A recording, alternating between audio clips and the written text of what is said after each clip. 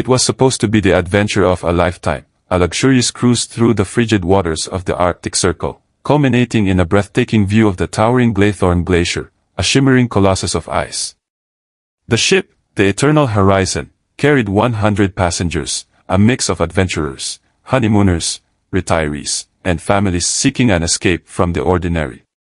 The day had started beautifully. The sun glinted off the glacier's crystalline surface as cameras clicked and passengers marveled at nature's majesty. But by mid-afternoon, a sudden jolt rippled through the ship. An ominous grinding noise echoed from the engine room, followed by an announcement from Captain Willis. "Ladies and gentlemen, we seem to have encountered a minor technical issue. Please remain calm. We've contacted the Coast Guard, and a rescue helicopter will arrive by morning." The passengers, though uneasy, trusted the crew. The ship's lights flickered briefly but held steady. The frigid air bit at exposed skin, so most retreated to their cabins to wait out the night. Little did they know, darkness would bring more than just cold. As the sun dipped below the horizon, the glacier seemed to loom closer, its icy facade reflecting a pale, ghostly glow. The wind picked up, howling mournfully through the ship's corridors. At first, it was just small things, flickering lights, faint knocks on cabin doors with no one on the other side, and an inexplicable chill that seemed to seep into bones no matter how many layers were worn. On the deck, passengers gathered to watch the glacier under the eerie twilight.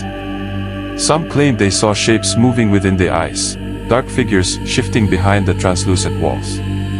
One woman screamed as she swore she saw a face pressed against the ice, its hollow eye staring back at her. Moments later, her scarf was ripped from her neck by an unseen force and carried overboard. In cabin 42, a honeymooning couple, Rachel and Ben, heard whispers. Soft, unintelligible voices seemed to emanate from the vents. At first, they dismissed it as the wind. But then the voices grew louder, almost urgent. When Ben pressed his ear to the vent, he recoiled, swearing he heard his name. Rachel, trying to comfort him, turned to find the mirror above the dresser fogged up with the words, "Get out," scrawled across its surface. In the dining hall, a group of passengers had gathered to share stories and keep each other company. Suddenly, the chandelier above them swayed violently, though the ship itself was motionless. Without warning, the heavy fixture crashed to the floor, shattering glass in all directions. Panic ensued as people scrambled to safety. One woman, elderly and frail, claimed she saw a shadowy figure standing in the corner just before the chandelier fell. The dining hall grew colder, frost forming on the windows and creeping along the walls, as if the glacier's icy breath was invading the ship.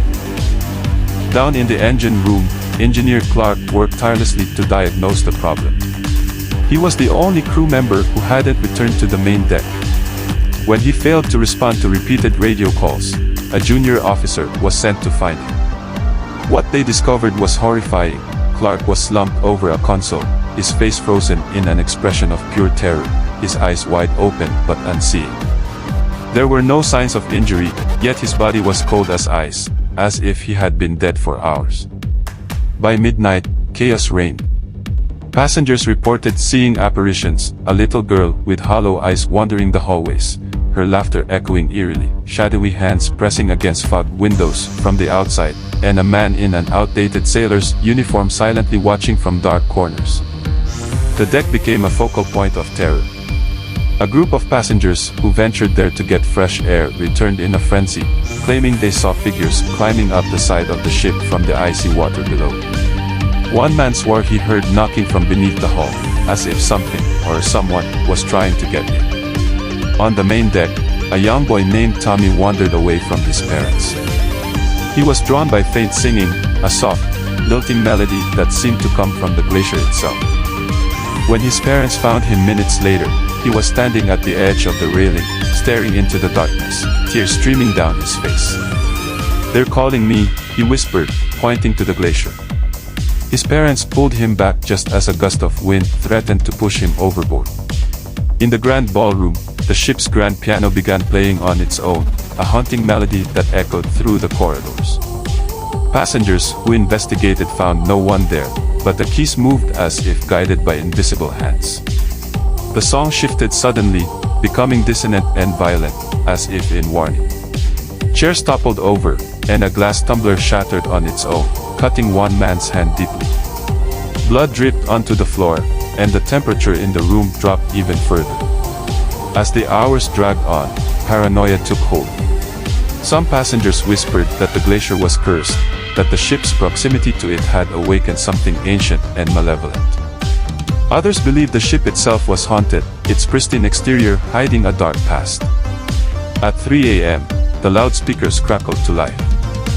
A voice, distorted and otherworldly, whispered a single word, "Leave." Then, silence. In the dining hall, a group of passengers huddled together for warmth and safety.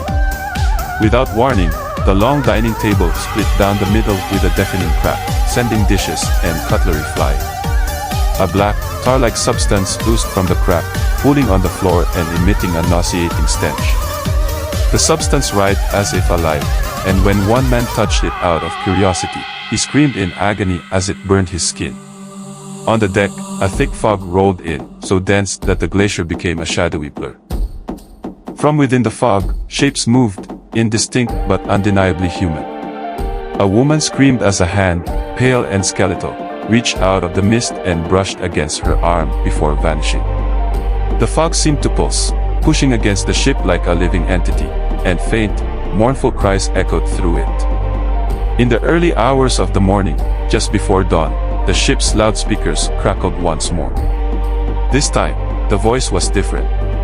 It sounded like Captain Willis, but his tone was broken, despairing. "We shouldn't have come here," he said. "It's awake now. And it's hungry."